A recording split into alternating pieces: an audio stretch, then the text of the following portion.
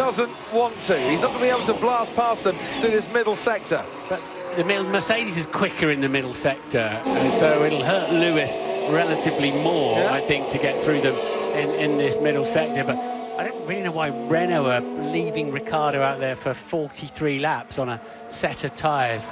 Doesn't make a whole lot of sense. If they came in now, they wouldn't be able to improve his position. It's just not happened for him, that strategy. Hamilton's managed to clear both of the Hasses. And there's only one car now between Hamilton and Leclerc. Make that none. Yes, 2.1 seconds the gap. Charles Leclerc has got just a handful of laps here, just 2 and a bit laps, but it's the longest lap on the calendar is Spa-Francorchamps. And I wonder if we're going to get a last lap showdown between Lewis Hamilton and Charles Leclerc here. Yeah, because Hamilton was over a second faster in the middle sector despite the traffic. I think Leclerc is struggling for grip. He's not making mistakes. This is not over by a long way. No, it's not. He's not making mistakes, Charles Leclerc. He's not showing signs of pressure. He's one of the coolest, calmest individuals on the grid. But Martin, he can almost touch that maiden Grand Prix win.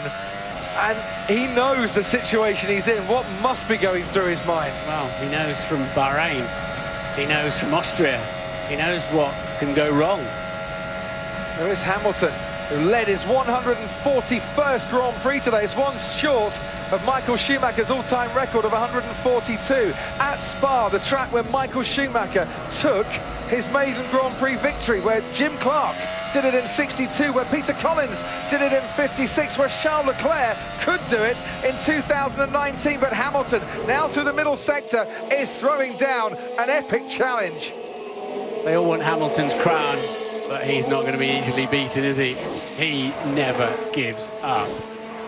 And that gap, look, on the last lap, half a second when Hamilton was making his way through traffic. The gap is now down to 1.7 seconds, and the longer these corners carry on, the more the Mercedes will be gaining on that Ferrari of Charles Leclerc. He pitted on lap 21, Hamilton pitted on lap 22. Only one difference in terms of when they came into the pits, but the Mercedes car looking after its tyres that much better. This could go down to the last chicane, yeah? The very last chicane of the race. And who have we got in front of us? We've got Stroll, Hülkenberg, Gasly. Well, will that help or hinder either of these two? The gap, 1.5 seconds as they cross the line for the final lap of this race. Charles Leclerc leads. Lewis Hamilton is second. It's 1.5 seconds.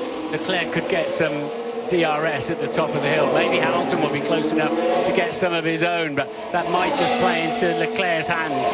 Lewis Hamilton with 81 wins in his Grand Prix career. Charles Leclerc, his first season at Ferrari, has this lap to survive to get win number 1, and surely there will be many, many more to come for this supremely talented young man from Monaco. Was that Gasly and Hülkenberg going through the chicane there? Yes, it was. Hülkenberg is ahead, now Gasly, and up into the points. Back markers everywhere in front of him, busy trying to survive themselves.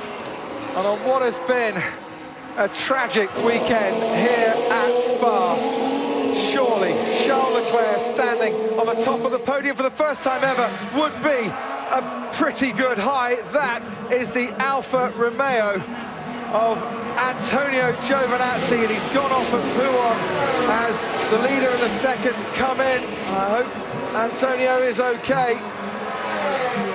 He's gone into the barriers there, the marshals, some superb marshals here, and a few of them we met last night.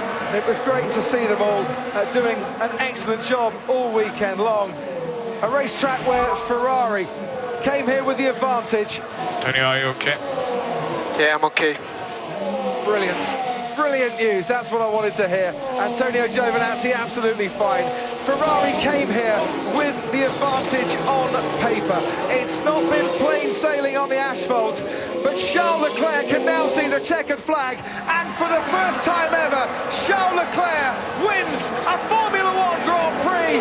Charles Leclerc wins the Belgian Grand Prix. Lewis Hamilton is second. Valtteri Bottas will come home for third. But Norris was stopped on the line as well. I noticed that. That is heartbreak for Lando Norris, who was reporting vibrations. I don't know if he'll end up being classified yet or not, but he's going to be out of the points, and that would have been a career best finish for Lando Norris had he have got round one more lap here. But Sebastian Vettel crosses the line to come home in fourth. Albon's ahead of Perez, and doesn't show it yet because they haven't crossed the line. They've gone through the yellow flag. Congratulations. Yes. Well done. First victory in F1. This one is for Antoine. Feels good, but yeah, difficult to enjoy on a weekend like this. But thanks for everything, guys. You're the best. A dream come true anyway. You can see in his eyes as they sparkle away just what that means to Charles Leclerc. Hugely emotional victory for him today. As you pointed out, Martin, Alex Albon has got ahead of Sergio Perez. That's fifth place. Fifth, isn't it? That's fifth place for Alex Albon. That's a career best finish for him on his Red Bull debut. Sergio Perez finishes sixth. And then we wait a long, long while for the rest to all cross the line. Danny Kvyat coming home in seventh for Toro Rosso. Nico Hülkenberg should go up into 8th place in the Renault. His teammate Daniel Ricciardo finishing way down the order. Hülkenberg now crosses the line ahead of Gasly and Lance Stroll, who gets the final points scoring finish here. Lando Norris finishing just outside the points. But it's a finger raised to the heavens for Antoine Hubert by Charles Leclerc, the 108th different driver to win a Formula One World Championship Grand Prix. He did it for his friend, he achieved it for himself. Wonderful result in the end for this Grand Prix, isn't it? For this weekend, this young man deserved a Grand Prix victory. He certainly deserved one today.